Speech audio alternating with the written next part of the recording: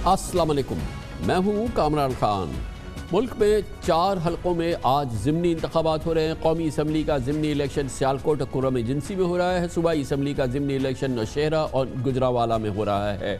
मगर सारी निगाहें मरकूज़ हैं सियालकोट में, जहाँ पर आज ज़िमनी इलेक्शन के दौरान तशद्दुद देखने में आया है। मुसल्लह तशद्दुद हुआ है, शदीद बदनज़मी हुई है और इस दौरान फायरिंग के वाक़यात में 2 अफराद हलाक और 6 ज़ख्मी हो गए हैं, जिसके बाद कई पोलिंग स्टेशन पे पोलिंग रोक दी गई। इसकी सूरत हाल ये रही कि डस्का शहर में आज मोटरसाइकिलों सवारों ने हवाई फायरिंग की, बाकायदा दहशत फैलाई और इसकी फुटेजेस भी सामने आई है। मगर ये ताज्जुब है कि इस छोटे से शहर में पुलिस हाई अलर्ट थी और दूसरे एहलकार मौजूद थे, लेकिन फायरिंग करने वाले अपना काम करते रहे। कट्टर व सख्त तरीन मुकाबला है नून लीग और PTI के दरमियान। इस वाक़े के बाद, इन वाक़यात के बाद जैसी रिवायत थी, दोनों जमातों ने एक दूसरे पे इल्ज़ाम लगाए।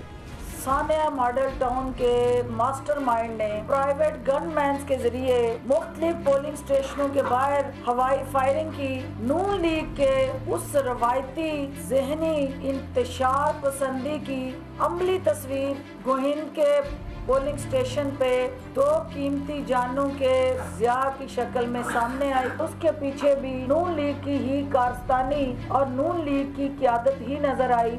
सुबह से 9:30 बजे से ये बदमाशी, गुंडागर्दी और सियासी दहशतगर्दी जारी है। इनके अपने सिक्योरिटी गार्ड्स ने फायरिंग करके वहाँ से भाग गए। जब इनसे इनकी कोई नहीं चली तो इन्होंने ये फायरिंग करा के अंधोनाक वाकया हुआ और 2 लोग वहाँ शहीद हुए और 4 लोग शदीद जख्मी हैं।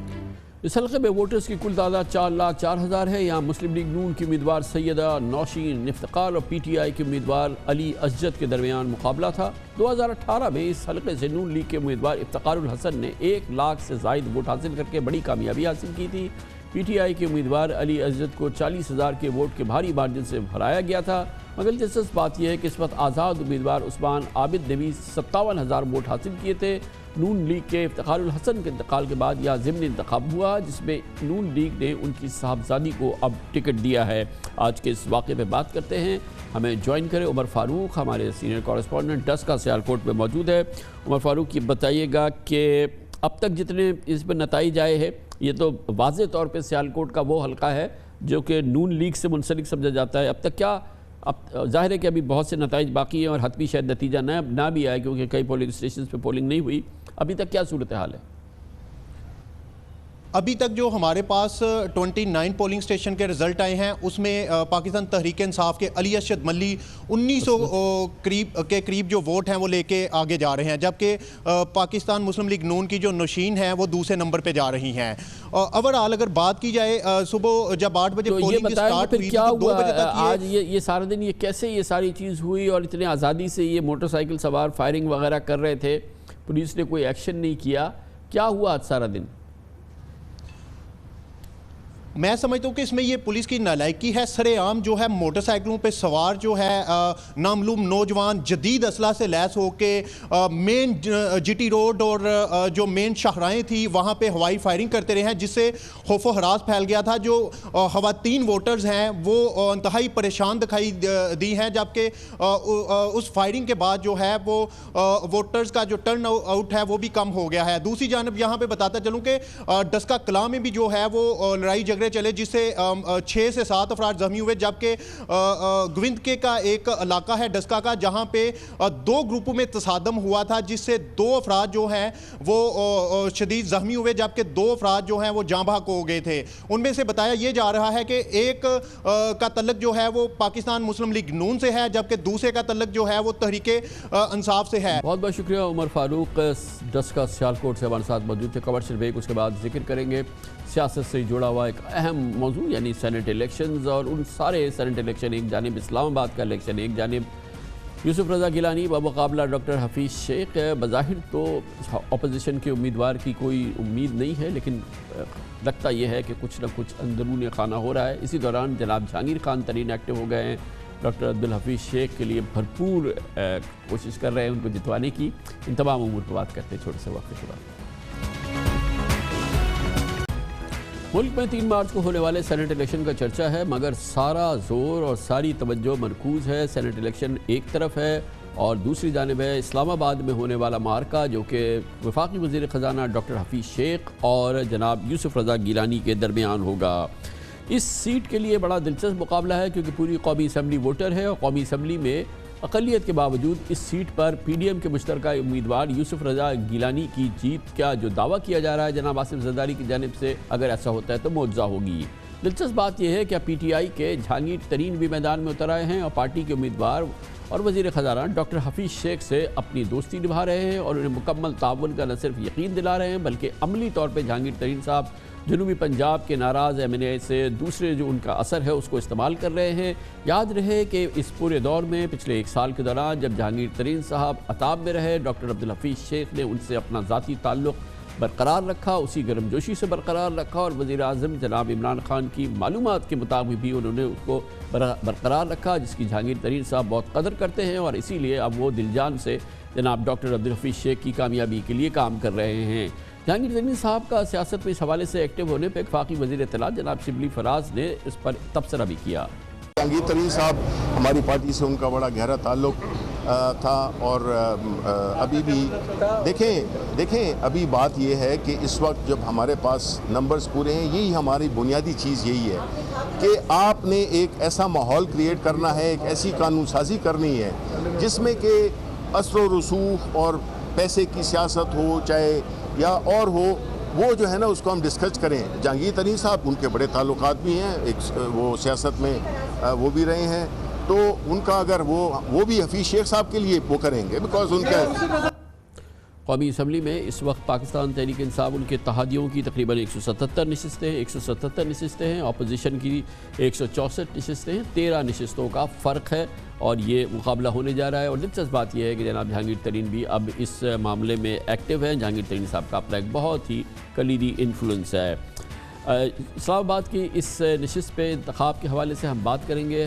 ہمارے ممتاز تجزیہ کار ہمارے نامور پروگرام اختلافی نوٹ کو ہوسٹ بھی کرتے ہیں، الیکشن معاملات پہ بڑی گہری نگاہ رکھتے ہیں جناب حبیب اکرم ہمارے ساتھ موجود ہیں۔ حبیب اکرم صاحب فرمائیے گا، ویسے تو سمپل معاملہ ہے 177 اور 164، کوئی اس میں کوئی ابہام تو نہیں ہونا چاہیے، لیکن اینی ویز ایک تو کچھ تھوڑا سا ابہام ایسا لگتا ہے، تو آپ فرمائیے گا کہ کیا پوزیشن ہے آپ کی نظر میں اس وقت، کتنی کمفرٹیبل ہے حفیظ شیخ صاحب؟ کامران خان صاحب، اگر تو ہم یہ فرض اس طرح کر رہے ہیں کہ آپ نے جو بھی سمپل میتھمیٹیکل کیلکولیشن بتائی وہ اس صورت میں ہے کہ اگر سارے ووٹ پاکستان تحریک انصاف کے اور اس کے اتحادیوں کے پاکستان تحریک انصاف کے امیدوار ڈاکٹر حفیظ شیخ کو پڑ جائیں اور باقی سارے ووٹ جو ہیں 164 جو ہے وہ تمام کے تمام یوسف رضا گیلانی صاحب کو پڑ جائیں، تو ایسی صورت میں تو یس میتھمیٹکس بالکل سیدھا ہے اور رزلٹ کا اندازہ بھی لگایا جا سکتا ہے۔ لیکن اس میں دو باتیں ایسی ہیں کہ جن کے بارے میں ابھی تک یقین سے کچھ نہیں کہا جا سکتا۔ ایک بات تو یہ ہے کہ کیا سپریم کورٹ میں جو معاملہ زیر غور ہے اور جب وہ ختم ہوگا تو کیا ہمارے جو قومی اسمبلی کے ممبران ہیں وہ اپنا ووٹ سینٹ کے لیے دکھا کے ڈالیں گے یا پھر وہ چپکے سے ڈالیں گے؟ اگر تو وہ دکھا کے ڈالیں گے تو پھر امکان غالب یہ ہے کہ حفیظ شیخ صاحب کو ایک واک اوور مل جائے گا اور وہ جیتے جتائے کینڈیڈیٹ ہیں۔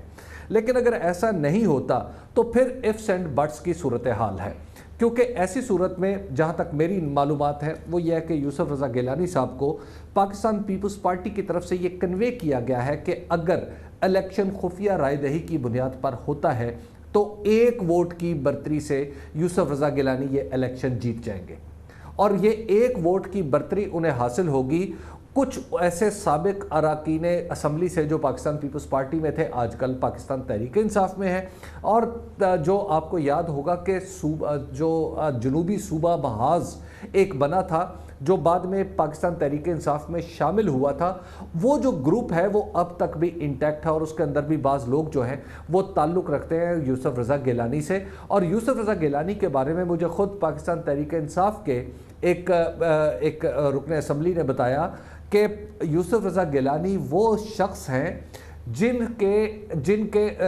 نے ہر کسی کو فائدہ پہنچایا ہے، اور لوگوں کی چونکہ وہ رسپیکٹ بہت کرتے ہیں اور لوگوں کے اوپر ان کے احسانات بہت ہیں، اس لیے بہت سارے لوگ ہیں اسمبلی کے اندر جو ان کے احسانات تلے دبے ہیں۔ خفیہ بیلٹ کی صورت میں ایک امکان کا ذکر کیا اور وہ امکان یہ کہ پیپلز پارٹی کے ووٹ 164 سے بڑھ کے 178 ہو سکتے ہیں.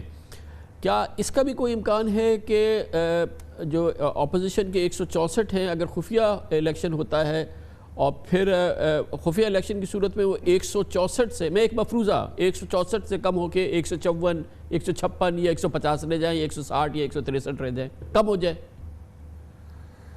دیکھیں یہ امکان بہرحال یہاں پر بھی موجود ہے, لیکن دراصل جو اپوزیشن ہے, اپوزیشن کے جو اکثر اراکین اسمبلی جن سے میری بات ہوئی ہے, ان کا یہ خیال یہ ہے کہ آئندہ الیکشن کے لیے ہمارے حلقوں کی مجبوری بھی اس طرح ہے کہ ہم کھل کر پی ایم ایل این کے ساتھ کھڑے ہوں. یہ سینٹ والی صورتحال یہاں پر درپیش نہیں ہو سکتی, کیونکہ یہاں پر بندہ فوری طور پر پھر اسے اپنے حلقے میں بھی جواب دینا پڑتا ہے. اگر وہ خفیہ ہوگا نا سر, وہ خفیہ ہوگا, یا کسی شخص کے بارے میں بات پہلے, اس کے حلقے کو کیا پتا کہ کس نے کس کو ووٹ دیا ہے؟ جب خفیہ ہوگا تو پھر خفیہ ہی ہوگا نا. دیکھیے کامران خان صاحب جب پچھلی دفعہ آپ کو یاد ہوگا صادق سنجرانی کے معاملے میں سینٹرز نے ووٹ ڈالا تھا تو اپوزیشن کے سینٹرز کم ہو گئے تھے, لیکن آج کے سینٹ کے انتخاب دیکھ لیں کہ ان لوگوں کو کیا ٹکٹ ملے.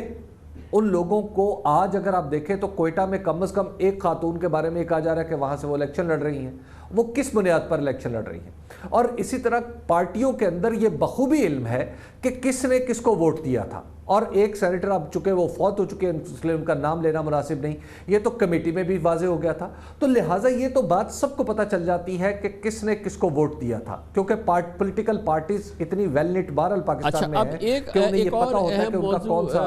حبیب صاحب وہ یہ کہ اس کی اہمیت بتائیے کہ جو جہانگیر ترین صاحب ایکٹیو ہوئے ہیں اور پھر اب جنوبی پنجاب کی بات ہو رہی ہے, اور یقیناً یہ بات صحیح ہے کہ جہانگیر ترین صاحب دل و جان سے چاہتے ہیں کہ حفیظ شیخ صاحب الیکشن جیتے, ان کے تعلقات بہت ہی زبردست ہیں. تو اس کی اہمیت کیا ہے, کتنا وہ انفلوئنس کریں گے اور ان کا کتنا امپورٹنٹ رول ہوگا؟ کامران خان صاحب جہاں تک آپ کی دوستی کا جو بھی آپ نے ان کا ذکر کیا ہے, دراصل یہی فیکٹر ہے جو رول پلے کر رہا ہے. اگر عمران خان صاحب اس الیکشن میں انوالو ہوتے یا پاکستان تحریک انصاف باقاعدہ طور پر اس الیکشن میں انوالو ہوتی تو پھر جہانگیر خان ترین صاحب کا ٹھکانہ یا تو اسلام آباد میں وزیر اعظم ہاؤس ہوتا یا پھر لاہور میں وہ گورنر ہاؤس میں بیٹھ کے یہ معاملہ طے کرتے, یا کراچی میں بھی اسی طرح ہوتا. اب چونکہ صرف حفیظ شیخ صاحب اس میں انوالو ہیں اور پاکستان تحریک انصاف بطور پارٹی یا بطور حکومت اس میں انوالو نہیں ہے, تو یس چھوٹی موٹی آپ کہہ سکتے ہیں کہ وہ انڈرسٹینڈنگ پیدا کر سکتے ہیں. مثال کے طور پہ نواب شیر وزیر جن کے گھر گئے جہانگیر خان ترین صاحب, تو نواب شیر وزیر صاحب کی ہمشیرہ فوت ہوئی تھیں. ہمشیرہ جب فوت ہوئی تو انہیں اس بات, اور نواب شیر وزیر کا پاکستان تحریک انصاف سے کچھ زیادہ اچھے تعلقات نہیں چل رہے, اور انہیں 2018 کے الیکشن میں طلال چودھری کے مقابلے میں, طلال چودھری کا یہ حلقہ تھا, تو وہاں سے جہانگیر خان ترین صاحب کی انٹرونشن سے ہی یہ پارٹی میں اور بڑی محنت سے آئے. تو نواب شیر وزیر صاحب کی جو ناراضگی ہے پی ٹی آئی سے, وہ کسی نہ کسی درجے میں ختم ہوئی ہے جب خاص طور پر جہانگیر خان ترین صاحب ان کے گھر گئے ہیں. اب اس صورت میں ہمیں آگے نظر یہ آ سکتا ہے کہ اگر عبدالحفیظ شیخ صاحب بھی نواب شیر وزیر کے گھر جاتے ہیں ان کی ہمشیرہ کی تعزیت کے لیے, تو میرا خیال ہے کہ ہم یہ سمجھے کہ پھر جہانگیر خان ترین صاحب کا جانا وہاں پر کام کر گیا ہے. اسی طرح راجہ ریاض صاحب ان لوگوں میں شامل ہیں جو خود کو جہانگیر ترین سے جوڑنے میں بالکل تعامل نہیں کرتے, بلکہ پارٹی کے اندر انہوں نے کہا تھا کہ آپ جہانگیر ترین کو دوبارہ لے کے آئیں اور انہیں ایکٹیو کریں سینٹ کا الیکشن جیتنے کے لیے, لیکن ان کی آواز صدا بصہرا ثابت ہوئی اور جہانگیر خان ترین صاحب تک اب تک یہ پیغام جہاں سے جانا چاہیے وہاں سے نہیں گیا. اس کے علاوہ کچھ مزید اگر جو لوگ ناراض ہیں تو اس کی آئیڈینٹیفیکیشن شاید رضاکارانہ طور پر جہانگیر خان ترین صاحب نہ کریں. اس کے لیے عبدالحفیظ شیخ صاحب کو میدان میں اترنا پڑے گا, یا انہیں اپنے دوستوں سے مدد, دیگر دوستوں سے مدد لینی پڑے گی کہ کن لوگوں تک کون سا راستہ لے کر کون سا راستہ جا سکتا ہے.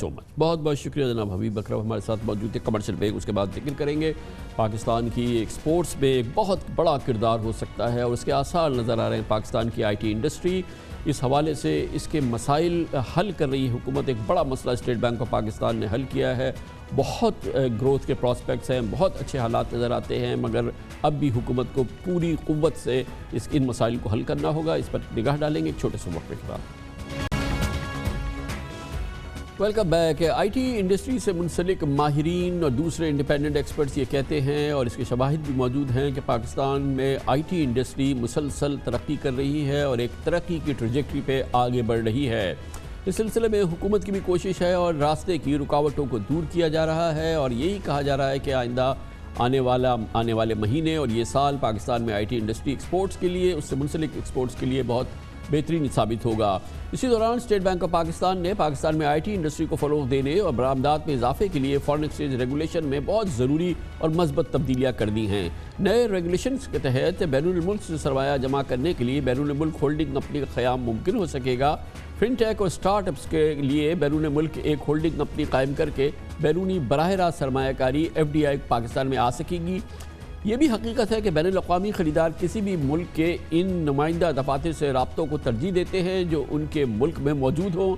نئے فارن ایکسچینج ریگولیشنز میں اب پاکستانی ایکسپورٹ کمپنیز جن میں آئی ٹی کمپنیز بھی شامل ہیں وہ اپنی کمپنیز کے بیرون ملک برانچ آفیسز کھول سکیں گے اور اس کے لیے پاکستان سے سرمایہ کاری کی جا سکے گی جس سے نئی مارکیٹس کی تلاش میں مدد بھی ملے گی. نئے سٹارٹ اپس کے لیے بہت ہی سود مند عمل ہے. اس کے ذریعے غیر ملکی سرمایہ کاری سٹارٹ اپس میں پاکستان میں آئے گی. اس سے قبل آئی ٹی کمپنیز کو باہر کمپنیز کھولنے کی اجازت نہیں تھی. اس کے لیے لمبے چوڑے سوالوں کے ایک مرحلے سے گزرنا پڑتا تھا اور پروسیس میں ہفتوں لگ جاتے تھے.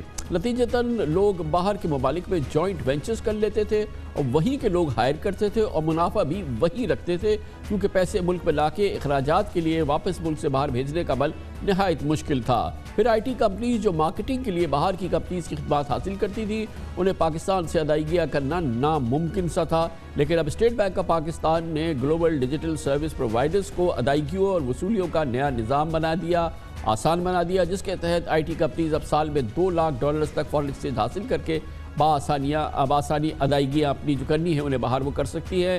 اس کے علاوہ پاکستان میں مقیم افراد کو بھی بین الاقوامی فرمز میں ایکوٹی سٹیک حاصل کرنے کی اجازت ہوگی جس کے نتیجے میں حاصل کیا گیا منافع پاکستان میں واپس لانے سے بھی زر مبادلہ میں اضافہ ہوگا. ان اقدامات کے بعد اب یہ بہت مضبوط امید پیدا ہوئی ہے کہ پاکستان کی آئی ٹی انڈسٹری اس کی ایکسپورٹ جو پچھلے ایک سال میں $1 ارب 23 کروڑ تھی انشاءاللہ اس میں ایک بھرپور اضافہ اس سال دیکھنے میں آئے گا.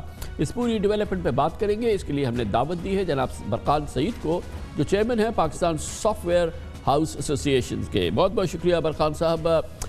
یہ فرمائیے گا کہ یہ جو نئے ریگولیشنز آئے ہیں جس کا میں نے تفصیل سے ذکر کیا ہے یہ پرسیپشن اور یہ جو ہمیں فیڈ بیک ملا ہے یہ صحیح ہے نا کہ یہ ایک بہت امپورٹنٹ ریکوائرمنٹ تھی آئی ٹی انڈسٹری کی اور ان کی ڈیمانڈ تھی جو کہ اب یہ ثبوت ہو گئی ہے اور یہ یقیناً اس سے بہت بہتری آئے گی آئی ٹی ایکسپورٹس میں اور اس انڈسٹری کی گروتھ میں.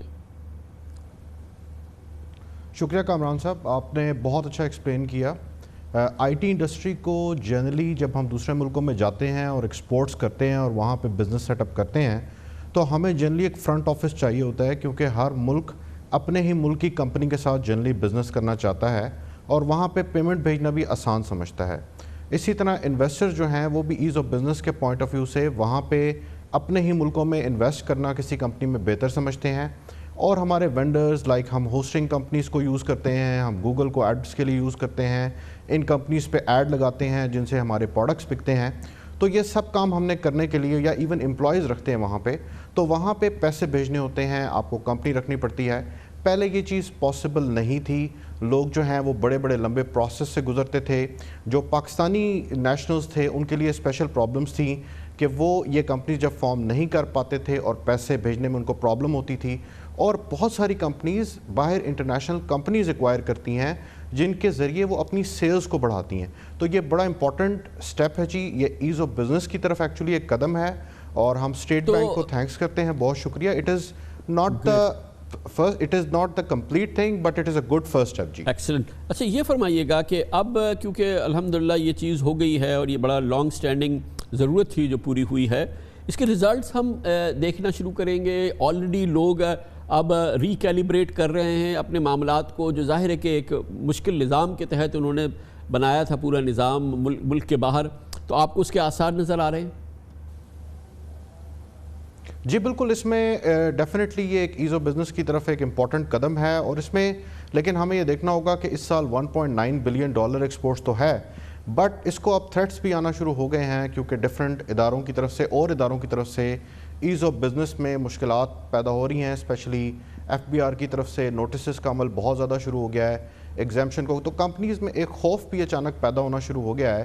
ذرا ایکسپلین کیجئے برکان صاحب، وہ ایکسپلین کیجئے جو کہ آپ کو لگتا ہے کہ فیئرنس کے حدود میں جو لیگل ریگولیشنز ہیں ایف بی آر کے اس کی حدود میں نہیں آتا، تو ذرا سا اس کو ایکسپلین کیجئے، بہت امپورٹنٹ ہے. دیکھیں جی، ایف بی آر کے پوائنٹ آف ویو سے سب سے امپورٹنٹ چیز یہ ہے کہ ابھی بہت ساری کمپنیز کو نوٹس آنا شروع ہو گئے ہیں کہ جی آپ کی ایگزیمپشن کو ہم نہیں مانتے، وچ از اسٹرینج. تو کمپنیز جو ہیں ان کو 5-5 سال کے 3-3 سال کے نوٹسز آ رہے ہیں کہ جی آپ کی ایگزیمپشن آپ پروف کریں کہ یہ ایکسپورٹ ہے کہ نہیں ہے. اس سے کمپنیز میں فیئر پیدا ہو رہا ہے اور وہ ڈر رہے ہیں کہ جی یہ کیا عمل شروع ہو رہا ہے. تو اس کے لیے ہم ایف بی آر سے کوآرڈینیٹ بھی کر رہے ہیں. ایف بی آر کی ٹاپ براس جو ہے it is supporting, but national level پہ کیونکہ چیزیں سلو ہوتی ہیں اور کمپنیز کے اندر ایک فیئر ڈیولپ ہو رہا ہے، اور اس کے علاوہ اور بھی اداروں کی طرف سے نوٹسز وغیرہ ای او بی آئی، سوشل سیکیورٹی وہ آنا شروع ہو گئے ہیں. شاید وہ دیکھ رہے ہیں کہ ایکسپورٹس بڑھی ہیں تو ہم it is an easy target, ہم اس کو ٹارگٹ کریں اور ان سے ہم اپنے ٹارگٹس پورے کریں. یہ بتائیں نا برخان صاحب کہ آپ لوگ اپنے لیول پہ، یہ پاکستان سافٹ ویئر ایسوسیشن جو ہے، سافٹ ویئر ہاؤسز کی ایسوسیشن، آپ اپنے لیول پہ یہ ساری چیزیں اکٹھا کر کے گورنمنٹ کو ایک کلیکٹیو کیس کیوں نہیں پیش کرتے کہ آبویسلی جو ملک کے لاز ہیں، جو ریگولیشنز ہیں، جو آپ کے ڈیوز ہیں، وہ تو آپ کو پے کرنے ہیں، لیکن اس میں ہیرسمنٹ نہیں ہونا چاہیے، اس میں مشکلات نہیں ہونی چاہیے، اس کو بہت ہی سہل بنانا چاہیے. مطلب پرہیپس اس کے لیے آئی ٹی انڈسٹری کے لیے ون ونڈو کوئی آپریشن ہو جائے تو آپ اس کو کلیکٹیولی پیش کریں نا گورنمنٹ کے سامنے، اور ہمیں بھی بتائیں اس کا کیا رسپانس آتا ہے. سر ہم آئی ٹی منسٹری کے ساتھ تو کام کر رہے ہیں، بٹ وی فیل کہ آئی ٹی منسٹری کا وہ کلاؤٹ نہیں ہے گورنمنٹ میں. آئی تھنک شاید the prime minister, if this industry, اگر پرائم منسٹر چاہتے ہیں یا ملک چاہتا ہے کہ یہ انڈسٹری $10 بلین کا ٹارگٹ اچیو کرے، تو I think from the top this needs to be led from the front.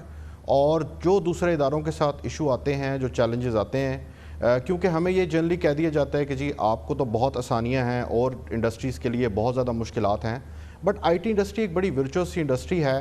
جب کسی ادارے کو نوٹس آتا ہے یا اس کے ساتھ کوئی لیگل ایسا مسئلہ ہوتا ہے تو وہ بڑے آرام سے 100 بندہ یہاں سے ریموو کر کے فلپینز میں یا انڈیا میں ایڈ کر لیتے ہیں، اسپیشلی جو ملٹی نیشنل کمپنیز ہیں. تو we have to treat this sector differently. ہمیں اس سیکٹر کو صرف اور صرف فارن ایکسچینج اور جاب کریشن کے پوائنٹ آف ویو سے دیکھنا چاہیے. یہ بھی بتائیے ہمارے ویورز کو کہ جو ٹینجبل گروتھ کے پراسپیکٹس ہیں آئی ٹی انڈسٹری میں، کیونکہ یہ بہت ہی ظاہر ہے کہ اس لیول کی گروتھ نہیں ہم دیکھ سکے اپنی انڈسٹری میں جیسے کہ ہونی چاہیے تھی، لیکن الحمدللہ پچھلے 1 سال کے دوران ہم اس میں پروگریس دیکھ رہے ہیں، بہت خاص طور پہ لاسٹ ایئر. اب اس کی ٹینجبل گروتھ کے جو پراسپیکٹس ہیں وہ ذرا مختصراً ایکسپلین کیجیے. بالکل جی، ابھی دیکھیں یہ 40% گرو کر گئے ہیں. اس وقت انڈسٹری کو مارکیٹ میں ریسورسز نہیں مل رہے.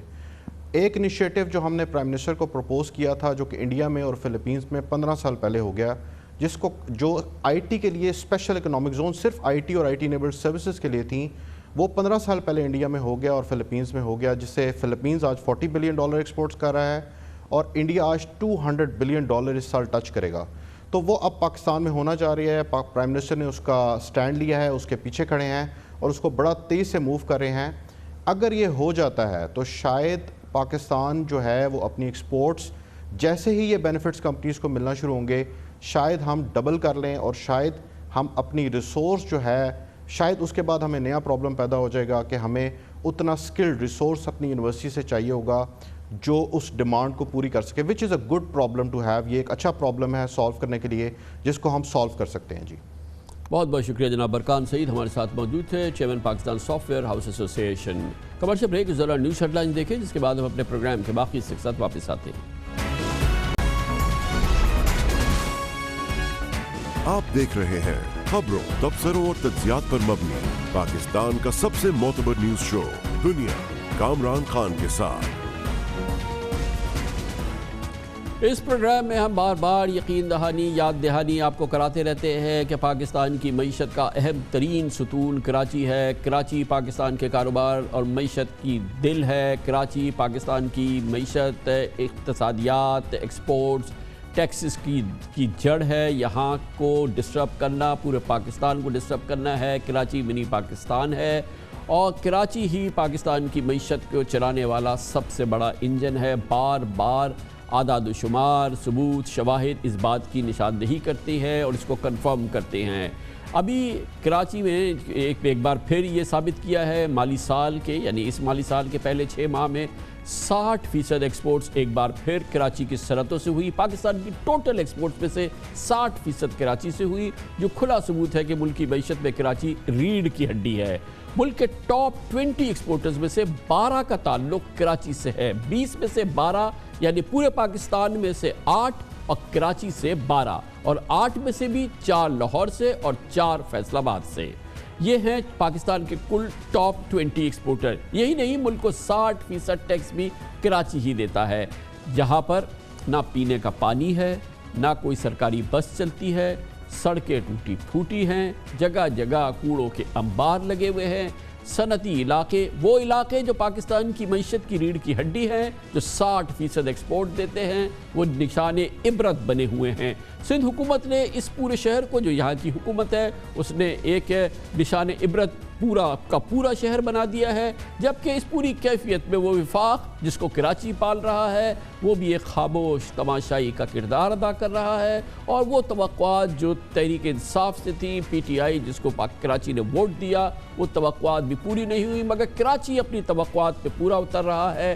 پوری ایکسپورٹس کی 60% کراچی اپنی سرحدوں کے ذریعے کر رہا ہے، اپنے جو ٹیکسز ہے وہ پورے کے پورے ادا کر رہا ہے، اور اس کے باوجود نہ جانے کیوں کراچی سے کس بات کا یہ بدلہ لیا جا رہا ہے۔ سرکاری اداروں میں یہاں پر اگر آپ جائیں، چاہے وہ سندھ حکومت کے ادارے ہوں، یقیناً زیادہ تر سندھ حکومت کے ادارے ہیں، رشوت ستانی کا وہ عالم ہے کہ خدا کی پناہ ہے، لیکن اس کے کو روکنے کے لیے، کم کرنے کے لیے نہ صوبائی حکومت کوئی کردار ادا کرتی ہے، نہ ہی وفاق کوئی ایکشن لیتا ہے۔ مگر اس کے باوجود کراچی اپنا کام کیے جا رہا ہے، صنعتیں پیداوار کیے جا رہی ہیں، 60% پاکستان کی ایکسپورٹ کراچی کر رہا ہے اور ٹیکسز 60% دے رہا ہے۔ مالی سال کے پہلے 6 مہینوں میں پاکستان کے 20 ٹاپ ایکسپورٹرز نے 2 ارب 22 کروڑ ڈالرز کی ایکسپورٹس کی ہے۔ ان 20 بڑے ایکسپورٹرز میں سے 12 کا تعلق کراچی سے ہے۔ کراچی کے ایکسپورٹرز نے اس عرصے میں 1 ارب 34 کروڑ ڈالرز کی برآمدات کی، جو ملک کی برآمدات کا 60% حصہ بنتی ہے۔ کراچی کے ٹبا گروپ کی یونس ٹیکسٹائل ملز ٹاپ 20 ایکسپورٹرز میں دوسرے نمبر پر رہی، جس نے مالی سال کے پہلے 6 ماہ میں ملک کو 15 کروڑ 80 لاکھ ڈالر کا زر مبادلہ کما کر دیا۔ دوسرے نمبر پر آرٹسٹک ملینرز رہی، جس نے اس عرصے میں 14 کروڑ 82 لاکھ ڈالر کی ایکسپورٹس شپمنٹ کر ڈالی۔ اسی طرح گل احمد نے بھی 14 کروڑ 28 لاکھ ڈالر مالیت کا سامان غیر ملکی خریداروں کو بیچا۔ صورتی انٹرپرائزز نے مالی سال 2020-21 کے پہلے 6 ماہ میں 13 کروڑ ڈالر مالیت کی برآمدات کی۔ اس کے بعد نمبر آیا فیروز ملز کا، جس نے اس دوران 12 کروڑ 72 لاکھ ڈالر مالیت کی ایکسپورٹس کی۔ کراچی کی ہی لبرٹی ملز نے 11 کروڑ 42 لاکھ اور آرٹسٹک فیبرک نے 10 کروڑ 33 لاکھ ڈالر مالیت کا سامان ایکسپورٹ کیا۔ مالی سال کے پہلے 6 ماہ میں غریب سنز نے 9 کروڑ 76 لاکھ ڈالر کی برآمدات کی۔ نووا ٹیکس 8 کروڑ 66 لاکھ اور الکرم ٹیکسٹائل ملز نے 8 کروڑ 40 لاکھ ڈالر مالیت کے ملبوسات دنیا کے ممالک کو فروخت کیے۔ لکی ٹیکسٹائل ملز ٹاپ 20 میں 17ویں نمبر پر رہی، جس نے 7 کروڑ 69 لاکھ ڈالر، جبکہ ڈینم کمپنی نے 7 کروڑ 23 لاکھ ڈالر کا زر مبادلہ کما کر ملک کو دیا۔ سب سے زیادہ ٹیکس دینے والا، ملک کی معیشت کا ہب سمجھنے والا شہر دنیا کا 7واں آلودہ ترین شہر ہے، جہاں ناقص ترین انفراسٹرکچر، بدترین ٹرانسپورٹ نظام، پھر بھی کراچی زندگی کے تمام شعبوں میں بہترین کارکردگی دکھا رہا ہے، کیونکہ کراچی ہی پاکستان ہے۔ سندھ کی مختلف انڈسٹریز کو صوبائی حکومت کی جانب سے دیے جانے والے فنڈز پاکستان پیپلز پارٹی کی شاید قیادت کی جیب میں جاتے ہیں، اور کراچی کی کمپنیاں سندھ حکومت کی جانب سے فراہم کردہ سڑکوں، پانی اور سیوریج کی بدترین سہولیات کے باوجود قومی خزانے کو بھرنے کا کردار ادا کر رہی ہیں۔ کراچی کے بزنس لیڈرز کا کہنا ہے کہ بھاری ٹیکس دینے کے باوجود بھی انفراسٹرکچر، سیوریج اور دیگر مسائل کاروباری افراد کے لیے بہت بڑا چیلنج ہے۔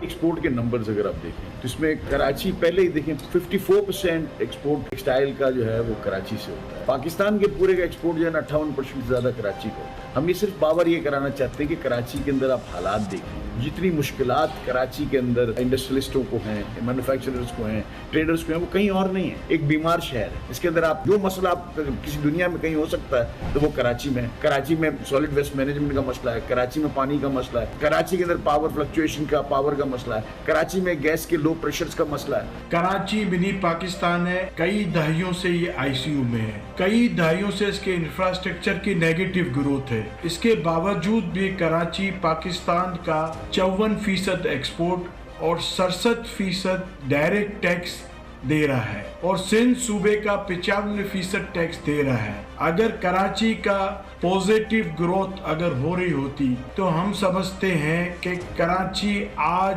40 अरब डॉलर की एक्सपोर्ट कर रहा होता। लार्ज स्केल में जो है एम्प्लॉयमेंट भी क्रिएट करता है ये शहर। इसके बावजूद यहाँ पे ना इंफ्रास्ट्रक्चर है, ना प्रॉपर ट्रांसपोर्ट सिस्टम है। अगर ये सब चीज मैसर हो जाए कराची के साथ कि हमारे वर्कर्स जो हैं जो आधे घंटे का सफर है 2 घंटे में तय करके आते हैं। बीमार शहर है और बीमार शहर इतना बड़ा रेवेन्यू जनरेट करके देता है। जब इसकी ये बीमारी दूर कर देंगे, इसको पानी, बिजली, गैस, ये तमाम चीजें प्रोवाइड कर देंगे तो ये शहर जो है ये न सिर्फ अपने मुल्क के दूसरे हिस्सों से बल्कि दुनिया के दूसरे मुल्कों से कॉम्पीट कर रहा होगा। कराची की ये खुसूसियत, इसको मज़ीद एक्सप्लेन करते हैं। हमें ज्वाइन कर रहे हैं जनाब शमसुल इस्लाम खान, नायब सदर हैं Karachi chamber of commerce and industries के। हाँ साहब, ये तो ज़बरदस्त कमाल है। तो ये बेसिकली जो टेक्सटाइल एक्सपोर्ट्स हैं उसमें ये पाकिस्तान के जो 20 एक्सपोर्टर्स में से 12 कराची है। ओवरऑल एक्सपोर्ट्स जो है पाकिस्तान की, उसमें कराची का क्या किरदार है? बिस्मिल्लाहिर्रहमानिर्रहीम। देखें, कराची का जो है तकरीबन पूरी एक्सपोर्ट में 60% से ज़्यादा शेयर होता है। अभी जो फिगर आई है आपके पास 20 एक्सपोर्टर्स की, उसमें भी राइस एक्सपोर्टर्स भी शामिल है, क्योंकि आपको पता है कि टेक्सटाइल जो है पाकिस्तान की एक्सपोर्ट्स का 60% है। उसके बाद जो सेकंड लार्जेस्ट आपकी एक्सपोर्ट होती है वो राइस है। तो राइस और टेक्सटाइल का इस 20% में आ गया। लेकिन जब आप 100% एक्सपोर्टर्स को देखते हैं टॉप 100, तो उसके अंदर फूड के आइटम हैं, खाने पीने की चीज़ें जितनी भी हैं, उसमें तकरीबन अक्सरियत जो है वो कराची से है। अब इसके बावजूद देखें कि जो हाल हमारा रहा है माजी में, जो नहीं, तो अब हम जो अपने इंडस्ट्रियल एरियाज़ को जाते हैं जो कि इंजन है इस पूरी चीज़ का, जहाँ पर ये सारी मसनूआत बनती हैं, 60% पूरे पाकिस्तान की एक्सपोर्ट जिन जगहों से होती है, वहाँ तो गाड़ी चलाना, वहाँ से गुज़रना, वहाँ का गैस, वहाँ का पानी, वहाँ का सेवरेज, ये तो कोई अवार्ड देने वाले लोग हैं जो वहाँ पे काम करते हैं। नहीं, उनको मैं सलूट करता हूँ, हमारे कराची के जो मेंबर हैं, जो इंडस्ट्री के चला रहे हैं यहाँ पे, कि इसके बावजूद कि गाड़ियाँ वहाँ चलना मुश्किल हो गई, इतना स्लो ट्रैफिक होता है कि वो बेचारे लुटते भी हैं, लेकिन रोज़ाना सुबह अपने टाइम पे निकलते हैं घरों से और फैक्ट्रियों को पहुँचते हैं। हालांकि उनके घर अगर 10 से 15 मिनट के रास्ते पे हैं तो ये टूटा फूटा जो रोड है हमें वहाँ पे 2-2 घंटे में पहुँचाता है। लेकिन आपको पता है कि एक चाइनीज़ प्रोवर्ब भी है कि जब किसान की पाँव अगर उसकी ज़मीन पे हो तो ज़मीन फसल अच्छी देती है। इसी तरह से इंडस्ट्रियलिस्ट अगर अपनी फैक्ट्री में जब तक ना पहुंचे तो इंडस्ट्री की प्रोडक्टिविटी नहीं बढ़ती। तो यही एक लगाव है कराची के एक्सपोर्टर्स को कि वो अपनी इंडस्ट्री में पहुंचते हैं, इस बावजूद इसके कि उनको डेली प्रॉब्लम आ रही है। कभी गैस का प्रॉब्लम है, कभी बिजली प्रॉब्लम हो रही है, पानी नहीं है, सेवरेज का। अच्छा, इसमें एक और इम्पॉर्टेंट बात यह है ना कि कराची कहा तो ये जाता है कि मिनी पाकिस्तान है, लेकिन ये जो प्योरली बिजनेस के मामलात हैं, इकॉनमी के मामलात हैं, इसमें सारे पाकिस्तान की कम्युनिटीज़ इन्वॉल्व हैं। ऑब्वियसली जो हमारी कराची की जो मेमन कम्युनिटी है वो यकीनन बहुत बड़ा, उसका बहुत बड़ा किरदार है, मगर यहाँ चिन्योटीज़ भी हैं, हमारे पख्तून भाई भी हैं, हमारे सिंध के भी लोग हैं, बलोच के भी लोग हैं।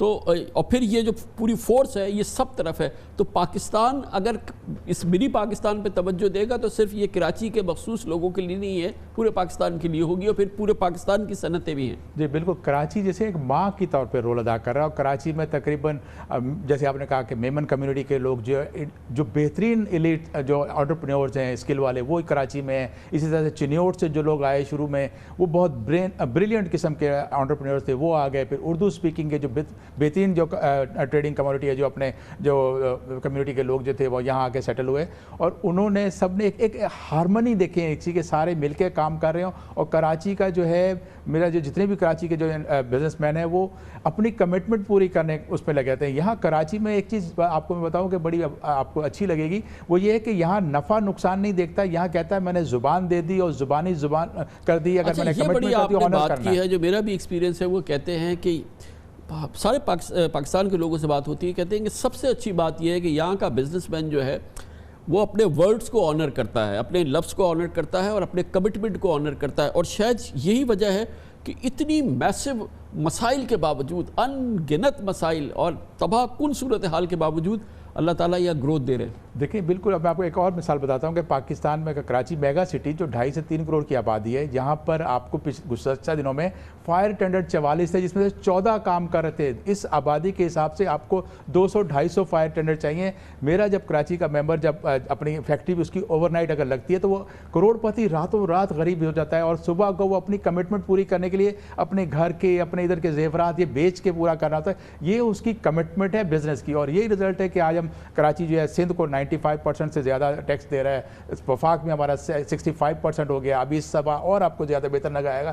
کیونکہ کراچی کے جو لوگ ہیں وہ ٹیکس اوائڈ کرنا نہیں چاہتے، وہ ٹیکس دیتے ہیں۔ صدر کی مثال دیتا ہوں، جو صدر کا علاقہ ہے وہ پاکستان کے بڑے شہروں سے زیادہ ٹیکس دے رہا ہے۔ لالو کھیت جس کو لوگ لیاقت آباد لالو کھیت کے نام سے جانتے ہیں، وہ اب کئی شہروں سے بڑا ٹیکس دے رہا ہے۔ اتنا زیادہ ٹیکس دینے والے لوگ ہوں اور اتنا بری طرح سے نگلیکٹ کیا جائے تو آدمی کی اب آپ مجھے بتاؤں کہ یہاں پہ پوٹینشیل اتنا ہے پاکستان میں کہ ہم 25 بلین کی ایکسپورٹ کرتے ہیں، یہ 100 بلین کا پوٹینشیل ہے۔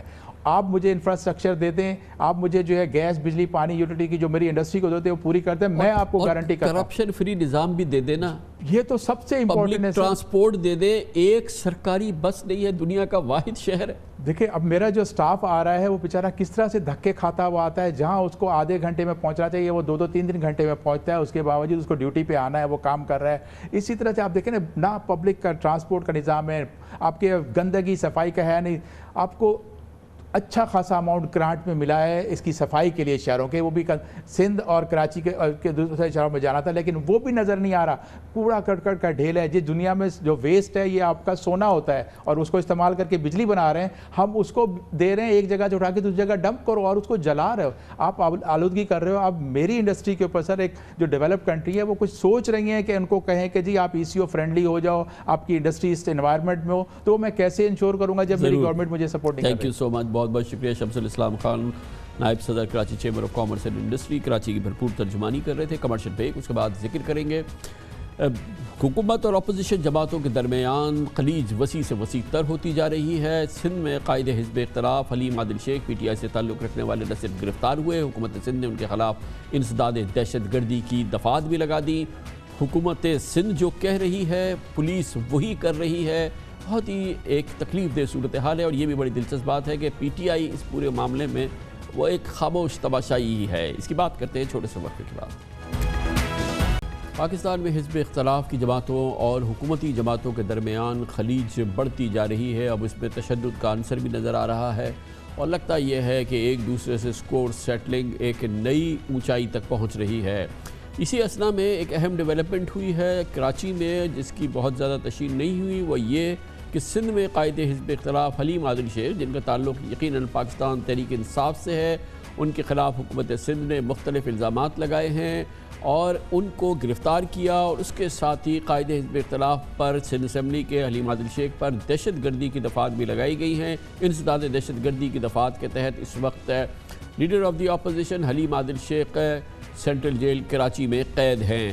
یقیناً یہ ایک اہم ڈیولپمنٹ ہے، کیونکہ سندھ کے قائد حزب اختلاف کا گرفتار ہو جانا یہ ایک بہت اہم معاملہ ہے۔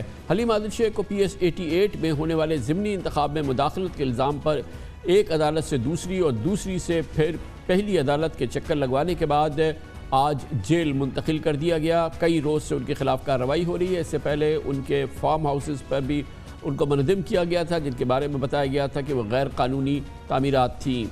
اب ایک سے عدالت سے دوسری عدالت منتقل ہونے کے بعد ایک کے بعد دوسرے مقدمے میں دہشت گردی کی دفعات شامل کر دی گئی ہیں۔ یقیناً یہ ایک بہت اہم ڈیولپمنٹ ہے۔ تحریک انصاف کی جانب سے صوبائی اسمبلی کے قائد حزب اختلاف کے لیے یہ بھی بڑی دلچسپ بات ہے کہ کوئی مؤثر احتجاج دیکھنے میں نہیں آیا ہے اور قدر خاموشی دیکھنے میں آئی ہے۔ سندھ حکومت کے وزیر نے تو یہ تک کہہ دیا کہ حلیم عادل شیخ کی گرفتاری پر PTI اراکین اور دوسرے لوگ جو ہے وہ خوشی کا اظہار کر رہے ہیں، مگر یہ بات اس بارے میں بہت اہم ہے کہ ویسے ہی PTI اس وقت کراچی میں غیر متحرک نظر آتی ہے۔ وہ شہر جس نے کہ اس کو قومی اسمبلی اور صوبائی اسمبلی میں توقعات سے کہیں زیادہ ووٹ دیے تھے، توقعات سے زیادہ اس نے کامیابی حاصل کی تھی، لیکن اس وقت بالکل غیر متحرک نظر آتی ہے۔ PTI سیاسی میدان پہ کہیں نظر نہیں آتی، اسی لیے PTI سے تعلق رکھنے والے قائد حزب اختلاف کو اب جب سندھ پولیس نے گرفتار کر لیا، حکومت سندھ نے گرفتار کرا دیا، اس کے باوجود PTI میں کوئی خاص جنبش نظر نہیں آ رہی اس پورے معاملے کو لے کر۔ یہ جو اہم ڈیولپمنٹ ہوئی ہے اس کا پس منظر ہم آپ کو دکھاتے ہیں زہیب احمد کی اس خصوصی رپورٹ میں۔ لب لباب یہ ہے کہ حکومت اور اپوزیشن کے درمیان خلیج اختلافات اور آج ہم نے دیکھا کہ سیالکوٹ میں تشدد کے عنصر بھی نظر آ رہے ہیں۔ یقیناً یہ ایک بہت ہی تشویشناک ڈیولپمنٹ ہے، اس کی مزید تفصیلات اور اس پہ تجزیہ حاصل کریں گے۔ ہمارے ملک کے ممتاز سینئر نامور صحافی تجزیہ کار جناب مظہر عباس ہمارے ساتھ موجود ہیں۔ بہت بہت شکریہ مظہر عباس صاحب۔ ایک بار پھر ہم اس کو آج جو یہاں سندھ میں واقع ہوا ہے، leader of the opposition Haleem Adil Sheikh گرفتار ہو گئے ہیں، دہشت گردی کی دفعات لگ گئی ہیں، جیل چلے گئے ہیں۔ یہ بھی ہمیں پتہ ہے کہ قومی اسمبلی کے قائد حزب اختلاف شہباز شریف جو ہیں وہ مختلف معاملات میں نیب کے حوالے سے گرفتار ہیں، پنجاب کے قائد حزب اختلاف بھی گرفتار ہیں، اب سندھ کے بھی لیڈر آف دی اپوزیشن گرفتار ہو گئے ہیں۔ بہت ہی تشویشناک ماحول بنتا جا رہا ہے۔ جی شکریہ کامران، بالکل آپ ٹھیک کہہ رہے ہیں، اور آج بھی جو واقعہ ہوا ہے پنجاب میں وہ بھی میرا خیال ہے نہ صرف یہ کہ افسوسناک ہے بلکہ قابل مذمت بھی ہے۔ 2 افراد کا جاں بحق ہونا، اتنے افراد کا زخمی ہونا، اور یہ سلسلہ یہاں سے ہی شروع ہوا تھا جس کا آپ نے ذکر کیا، حلیم عادل شیخ والا جو واقعہ ہے۔ اب اگر آپ اس کو اس تناظر میں دیکھیں تو آپ نے بالکل ٹھیک کہا کہ تحریک انصاف کی خاموشی کراچی میں ان کے 16 MNAs ہیں، اور اسی لحاظ سے آپ لیڈر آف دی اپوزیشن ہیں تو MPs کا بھی اندازہ کر لیں، پھر MQM پاکستان ان کی اتحادی ہے، یعنی اس کے لحاظ سے دیکھیں تو کراچی میں جو ہے وہ کمپلیٹ کنٹرول ہے تحریک انصاف اور ان کے اتحادیوں کا۔ لیکن اس کے مقابلے میں آپ اس احتجاج کو دیکھیں تو ہمیں کوئی وہ احتجاج نہیں نظر آتا، اور سعید غنی نے جو یہ انڈیکیشن دی ہے اس میں کسی حد تک صداقت مجھے نظر آتی ہے۔ اس کی وجہ یہ ہے کہ میں نے خود تحریک انصاف کے کچھ لوگوں سے بات کی ہے، تو وہ حلیم عادل شیخ کے اس عمل کو جو ہے وہ بہت ہی پسندیدگی سے نہیں دیکھتے، لیکن PTI کے اندر جب فردوس شمیم نقوی کو ہٹایا گیا اس وقت ایک کنسرن تھی کہ ٹھیک ہے فردوس شمیم نقوی نے غیر ذمہ دارانہ بیان دیا تھا، لیکن اس کی سزا جو دی گئی ہے اور اس کے بدلے میں جو حلیم عادل شیخ کو لایا گیا ہے، تو PTI کے جو MPs ہیں ان کی میجورٹی بہت زیادہ خوش نہیں نظر آتی۔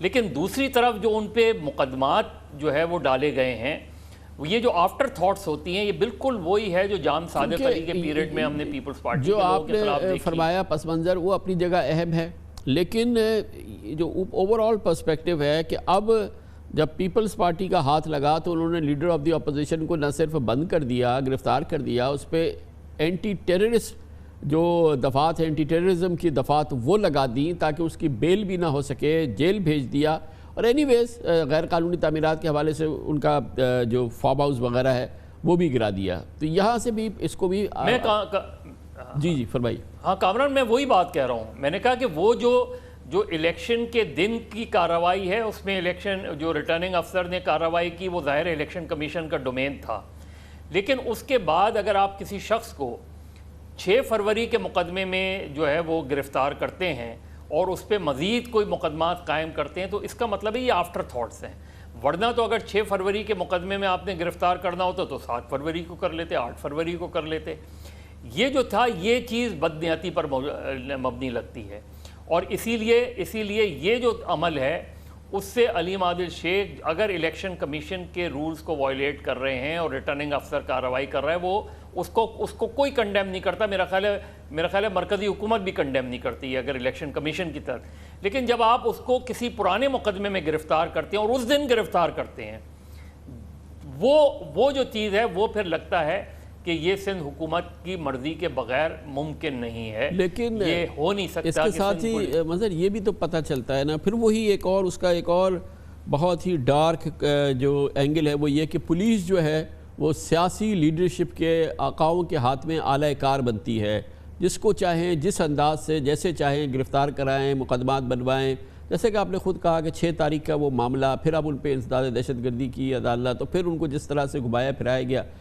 ہمیں پتہ ہے کہ بڑی متنازعہ شخصیت ہے حلیم عادل شیخ، ہر لحاظ سے بہت ہی متنازعہ شخصیت ہے، مگر بہرحال یہ سارا جو ایکشن ہے یہ سیاسی انتخاب کے پیرائی میں ہی آئے گا۔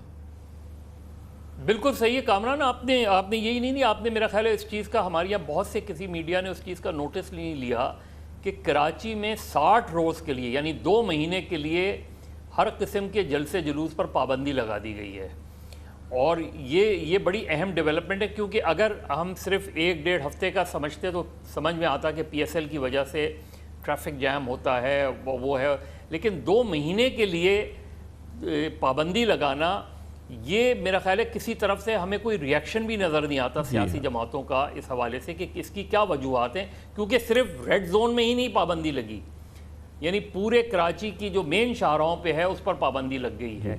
اب یہ جو صورتحال ہے، اس میں ایسی صورتحال میں سیاسی جماعتوں کا خاموش رہنا بڑا معنی خیز ہے، خاص طور پہ تحریک انصاف کا اور ایم کیو ایم پاکستان کا۔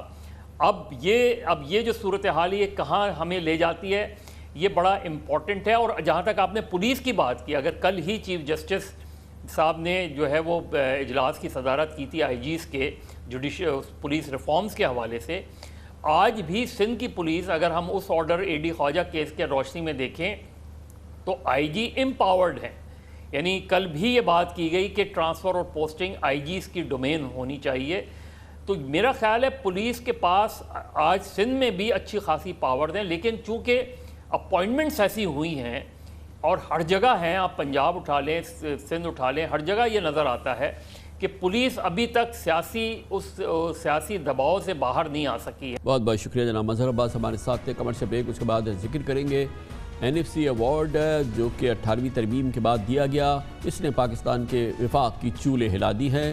وفاق کنگال ہو جاتا ہے اینول بجٹ کے پہلے روز ہی، جب ایک بڑی کثیر رقم صوبوں کو منتقل ہو جاتی ہے، رہی صحیح کسر قرضوں کی ادائیگی اور دفاعی اخراجات پورے ہو جاتے ہیں، اور پہلے دن ہی وفاقی حکومت نقصان میں چلی جاتی ہے۔ NFC ایوارڈ اس کی ایک بڑی وجہ ہے، اور پھر ایک اور مسئلہ کھڑا ہو گیا ہے، KP میں ضم ہوئے قبائلی علاقے، مگر NFC ایوارڈ میں اس کی کوئی گنجائش موجود نہیں ہے۔ اسی لیے جو آخری میٹنگ ہوئی NFC اجلاس کی، اس میں ایک بہت ہی ٹینشن نظر آئی ہے اور یقیناً شدید اختلافات نظر آئے ہیں۔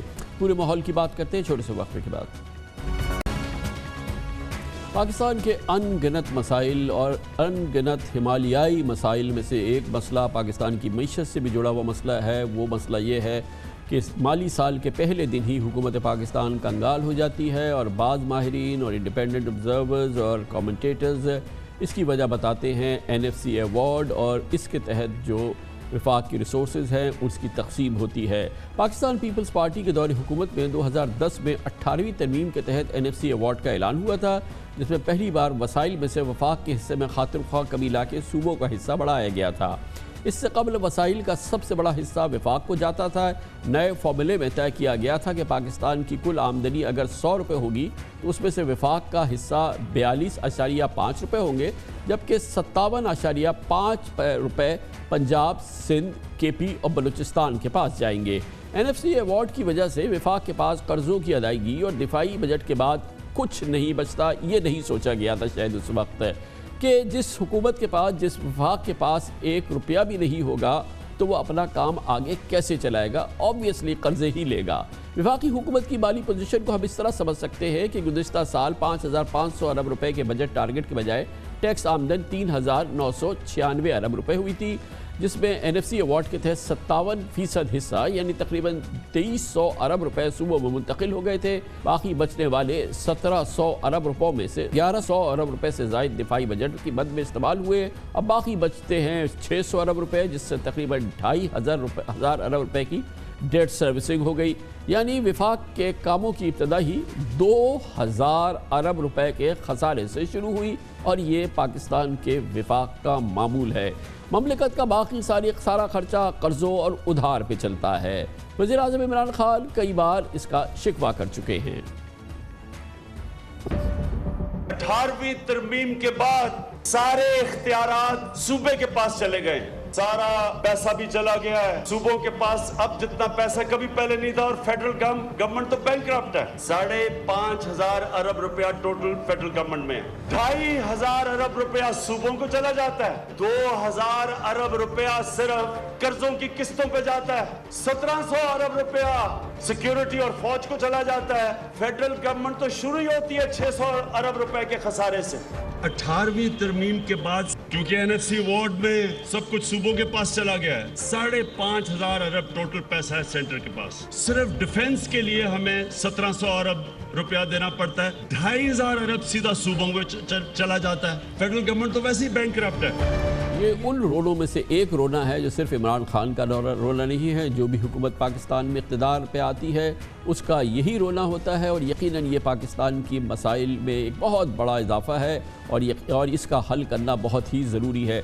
NFC अवार्ड पर नज़रसानी और वफाक की माली पोजीशन के बारे में न सिर्फ इमरान खान, PTI ये बात कहती रही है, मुल्क की दोनों बड़ी सियासी जमातें, हुक्मरान जमात तहरीक इंसाफ के अलावा मुस्लिम लीग नून के ख्यालात में हम आहंगी पाई जाती है। मुस्लिम लीग नून भी यही बात कहती रही है।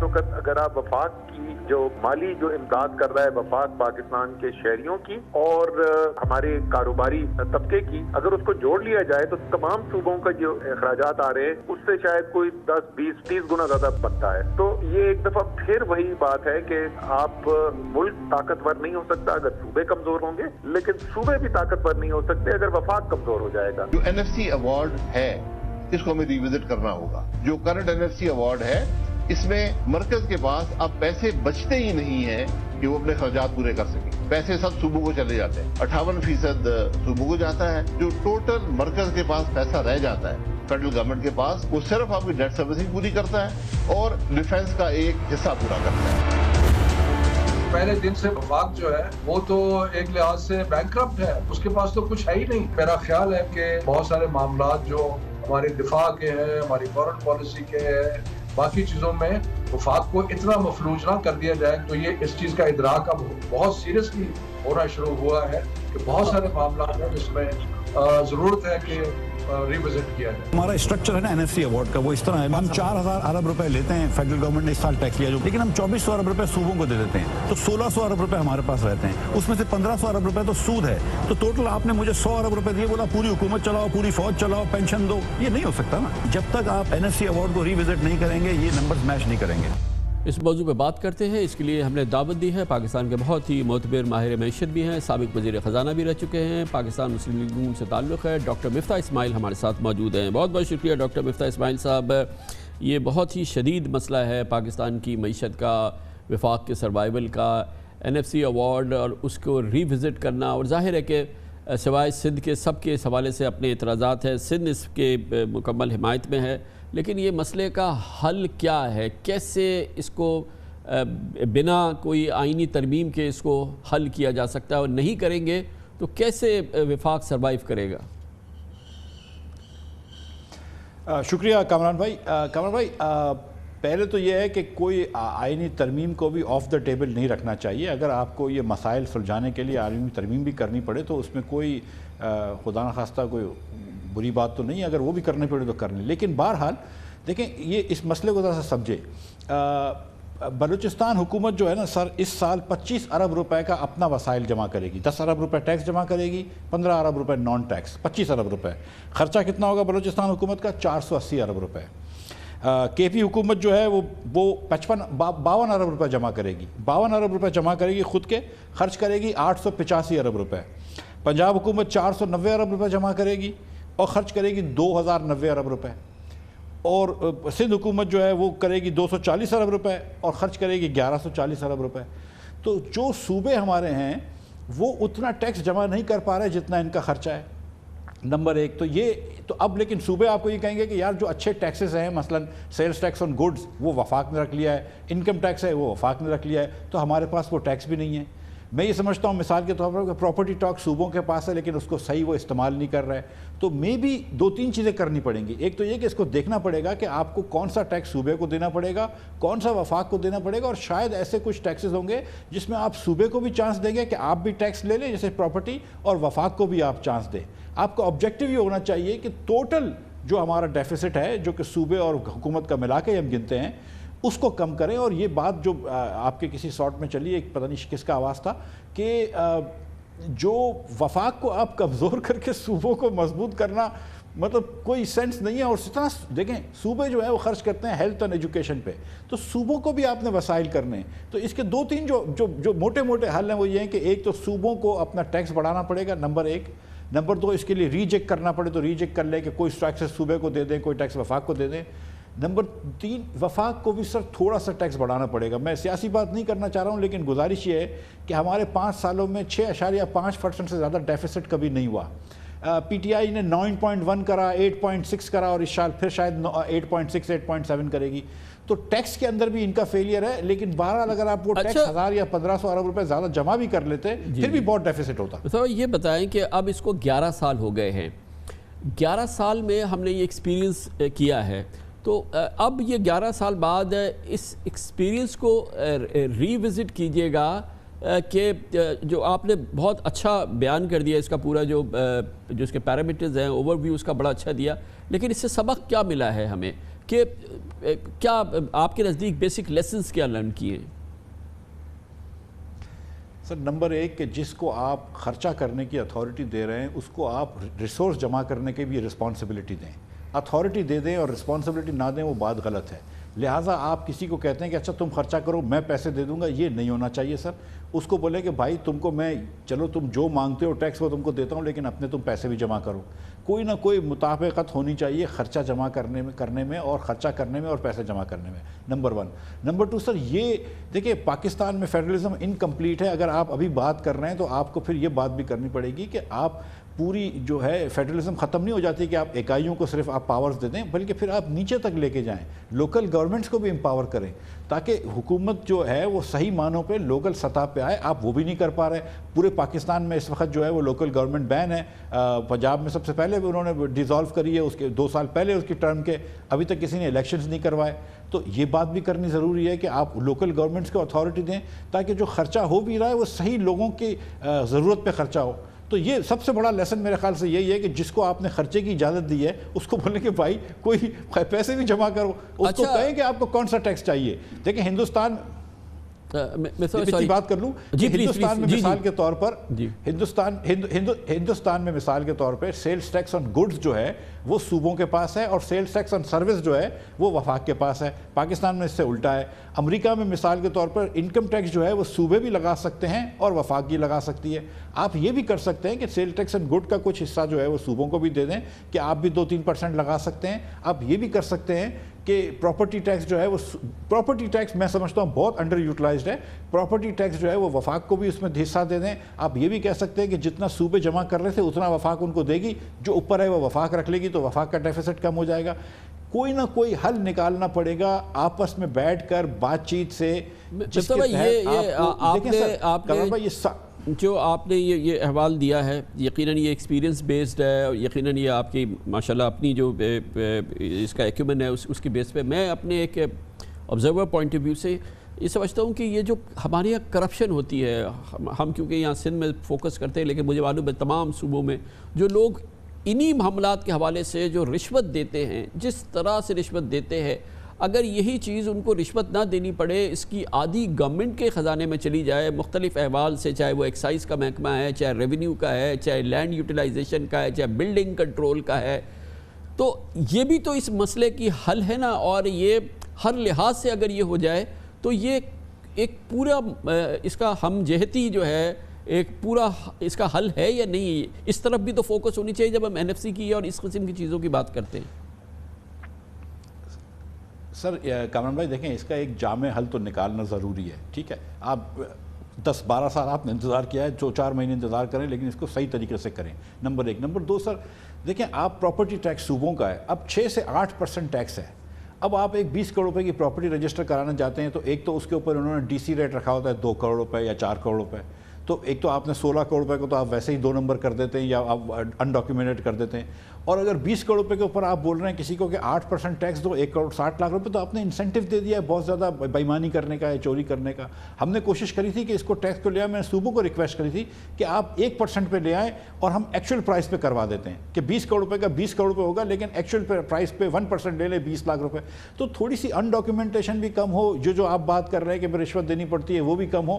لیکن دیکھیں کامران بھائی سچی بات یہ ہے کہ اس وقت اگر 15,000 ارب روپیہ بھی وفاقی حکومت کا ڈیفیسٹ بجٹ ہو جائے نا، 15,000 ارب روپے ٹیکس جمع کرے نا تو بجٹ ڈیفیسٹ پورا نہیں ہوگا. میں سچ بتا رہا ہوں آپ کو، کیونکہ 60% آپ صوبوں کو دے دیتے ہیں، 57.5% ایک دے رہے ہیں، پھر 1% آپ کے پی کو وار آن ٹیرر کا دے رہے ہیں. اور اس کے اندر سچی بات ہے کہ آپ نے فاٹا کو پورے پیسے نہیں دیے، کیونکہ فاٹا کو آپ نے انٹیگریٹ کیا، ان کو اور پیسے دینے ہیں. اس کے علاوہ اسلام آباد کا آپ نے نام نہیں لکھا ہوا، اسلام آباد کو وفاق کو پیسے دینے ہیں. اس کے علاوہ بہت سارے اور ورٹیکل پروگرامز ہوتے ہیں جو وفاق پیسے دیتی ہے.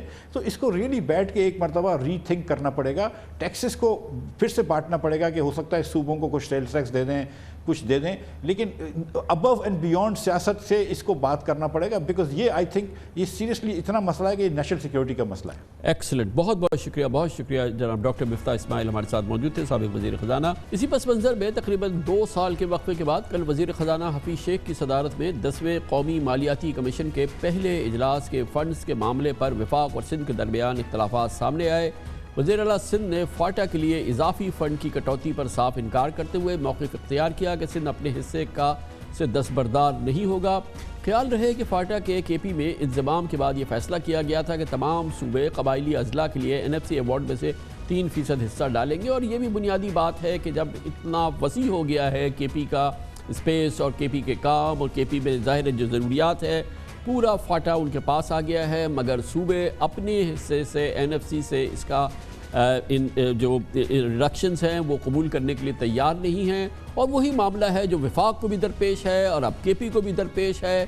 یقیناً NFC جو ہے وہ مسائل کی ایک بہت بڑی آماجگاہ بن گیا ہے. کل کی NFC کا اجلاس بہت اہم تھا، اس میں موجود تھے کے پی کے خیبر پختونخوا کے وزیر خزانہ جناب تیمور سلیم جھگڑا، جو کہ اس وقت ہمارے ساتھ موجود ہیں. بہت بہت شکریہ تیمور صاحب. یہ فرمائیے گا کہ کل بڑا امپورٹنٹ ایشو تھا کے پی سے ریلیٹڈ اور جس کا میں نے تھوڑا سا احاطہ کیا ہے. یہ بتائیے گا کہ کل کیا ماحول تھا؟ لاجیکل بات لگتی ہے اپیرنٹلی کہ جی کہ کے پی اب اتنا بڑا ہو گیا ہے اور پھر ٹرائبل ایریاز جو تھے اس میں بہت کام ہونا ہے، ان کو پورے ریہیبلیٹیٹ کرنا ہے. تو کیا رسپانس تھا جو لیڈرشپ NFC لیڈرشپ وہاں تھی؟ جی کامران صاحب، 2-3 چیزیں. پہلی چیز یہ کہ جو ایکس فاٹا کا کیس ہے وہ جیسے آپ نے بالکل صحیح بیان کیا وہ بہت ہی مضبوط ہے. صرف اس لیے نہیں کہ خیبر پختونخوا کا ایریا، اس کی پاپولیشن زیادہ ہو گئی، قبائلی اضلاع جو ہیں ہمارے وہ پورے ملک میں شاید سب سے زیادہ پیچھے، تو وہاں سب سے زیادہ انویسٹمنٹ کی ضرورت ہے. لیکن ساتھ یہ بھی یاد رکھیں کہ جب انضمام پہ کام ہوا تو جو 2015-16 کی رپورٹ تھی جو کہ مختلف فورم پہ ڈسکس ہوئی، اپروو ہوئی، تو انضمام کا پریمس ہی یہ تھا کہ قبائلی اضلاع کے لیے ملک مل کے ایک ڈیولپمنٹ پیکج دے گا. اور یاد رکھیں کہ اگر آپ وہ نام بھی لے لیں، FATA stood for federally administered tribal areas, مطلب کہ وہ سارے وفاق کے، سارے پاکستان کی رسپانسبلٹی تھی. پچھلے 20 سالوں میں جو وار آن ٹیرر رہی ہے، پورے پاکستان کو ملا کے جتنی اموات ہوئی ہیں اس سے زیادہ فاٹا میں ہوئی. سب سے زیادہ قربانی ہمارے قبائلی بہنوں اور بھائیوں نے دی. تو کیس تو صاف ظاہر ہے. ود ان دا میٹنگ جی بات بھی صحیح ہوئی اور ماحول بھی صحیح تھا. تھوڑی سی مجھے تشویش ہے، میں نے سندھ چیف منسٹر کی باہر کوئی اسٹیٹمنٹ نہیں سنی، لیکن اگر انہوں نے یہ کہا ہو پبلکلی کہ انہوں نے شیئر دینے سے انکار کیا تو پھر یہ بہت غیر مناسب ہوگا، کیونکہ اندر جو ہے اس ڈیٹیل میں بات نہیں ہوئی. اور دوسری چیز، جو پیپلز پارٹی کے لیڈر ہیں بلاول بھٹو صاحب، وہ تو پبلکلی جو ہے جب کے پی میں ریلیز کرتے ہیں تو قبائلی اضلاع کے لوگوں کو یہ ایڈریس کرتے ہیں کہ ان کے ساتھ بڑی ناانصافی ہوئی. تو اگر سندھ یہ سٹانس لے گا، جو آئی ہوپ کہ وہ نہیں لے گا، کہ قبائلی اضلاع کو ان کا حق نہیں ملنا چاہیے، تو I think that will be very disappointing. And I hope کیا ہوا کل NFC میں؟ جی دیکھیں، کل جو ڈسکشن تھی حفیظ شیخ صاحب سے ہماری میٹنگ ہوئی، ایک انفارمل میٹنگ ہوئی. وہاں پہ یہ اگریمنٹ ہوا کہ ہم جو ہے ماحول کو اچھا رکھیں گے. اس کے بعد NFC میٹنگ میں مختلف سب گروپس اور میجر ایشوز کو آئیڈینٹیفائی کرنے پہ بات ہوئی. اس میں ایک جو شاید جو واحد جو جیوگرافک ایشو جس پہ ایک اسپیسیفک سب گروپ ہے وہ فاٹا کا منظور ہوا، جس سب گروپ کی قیادت جو ہے وہ ہم کریں گے۔ اس کے علاوہ ایک جو ہے یہ آبجیکشن سندھ کی طرف سے اٹھایا گیا کہ کچھ جو این ایف سی پہ جو اس کے ٹرمز آف ریفرنس کے جو آخری 3 پوائنٹس تھے کہ آیا وہ ہونے چاہیے یا نہیں، اور ماحول کو صحیح رکھنے کے لیے یہ ڈیسائیڈ ہوا کہ ان کی انٹرپریٹیشن این ایف سی کے اندر یہ ایک کمیٹی کر دے۔ تو اوورآل میرے خیال میں حفیظ شیخ صاحب نے بڑا اچھا اس کو لیڈ کیا۔ جو ایک دوسرا وہاں پہ ایک ڈبیٹ تھوڑی سی شروع ہوئی جہاں پہ حفیظ شیخ صاحب نے دوبارہ سے ایک اچھا رول ادا کیا، وہ یہ تھا کہ ایک جو نیریٹو بنتا ہے کہ وفاق کے پاس جو ہے وہ پیسے کم ہیں، جو کہ بالکل حقیقت ہے، لیکن کہ اس کا شاید ایک حل کوئی یہ ہے کہ وہ صوبوں سے پیسے لے لے۔ اصلی جو حقیقت ہے جو میرے خیال میں جہاں پہ تمام صوبوں کی رائے ایک تھی وہ یہ ہے کہ شارٹ فال جو ہے وہ اوورآل پاکستان کو ہے، شاید کوئی 3 ٹریلین کا۔ تو اس کو حل کرنے کے لیے جو صحیح راستہ ہے وہ ریونیو کو انکریز کرنے کا ہے، اور این ایف سی میں ہم یہ ضرور ایکسپلور کر سکتے ہیں کہ ہم کون سے وہ ایکشنز لے سکتے ہیں جس سے یا ریونیو یا فسکل سپیس بڑھ سکتی ہو۔ تو گویا کہ overall it was a good meeting, اور کوئی پازیٹیو وائبس تھی، کوئی ایسی فرکشنز نہیں تھی، لیکن جو کرٹیکل ایشو ہے کہ پہلے دن ہی فائنینشیل ایئر کے فیڈریشن جو ہے وہ کنگال ہو جاتا ہے، اس کے پاس کچھ نہیں بچتا، تو اس کے لیے یہ جو تمام فریقین تھی فی الحال تو اس کا کوئی راستہ نہیں کہ یہ ریونیو اتنا بڑھ جائے کہ وہ پھر یہ وفاق جو ہے اپنا بوجھ خود اٹھائے اور یہ اسی طرح سے ڈسٹریبیوشن ہوتی رہے۔ تو اس کے لیے کوئی وے فارورڈ ظاہر ہے کہ ایک لمبا کام ہے۔ جی کامران صاحب، پہلے میٹنگ میں تو نہیں حل ہوگا، لیکن شاید اسی لیے ماحول کو اچھا رکھنا ضروری ہے، اور شاید اسی لیے یہ میں سرٹیفائی کر سکتا ہوں۔ اب جیسے میں نے کہا نہیں سنا کہ باقی لوگوں نے پبلکلی میٹنگ کے بعد کیا ہے۔ آئی تھنک یہ کمٹمنٹ سب سے تھی کہ این ایف سی کے فورم کے اندر جو ہے وہ ماحول کو خوشگوار جو ہے وہ رکھا جائے۔ Thank you so much sir, thank you. Taimur Saleem Jhagra صاحب، فائنانس منسٹر خیبر پختونخوا، ہمارے ساتھ تھے۔ اس کے ساتھ ہی ہمارے آج کے پروگرام کا اختتام ہوتا ہے۔ سیٹرڈے سنڈے کی ہفتہ وار تعطیل رہتی ہے، پیر کو انشاءاللہ آپ سے پھر ملاقات ہوگی۔ پیر تک کے لیے کامران خان کو اجازت، اللہ حافظ۔ اللہ سے